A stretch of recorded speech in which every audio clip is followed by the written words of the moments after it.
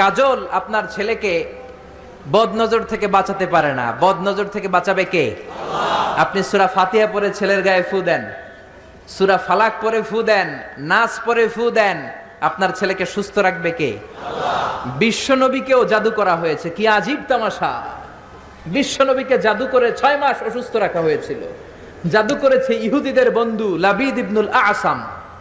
6 মাস বিশ্ব নবী ছিলেন অসুস্থ, দাঁড়াতে পারে না, বসতে পারে না, নামাজ পড়তে গেলে কষ্ট হয়।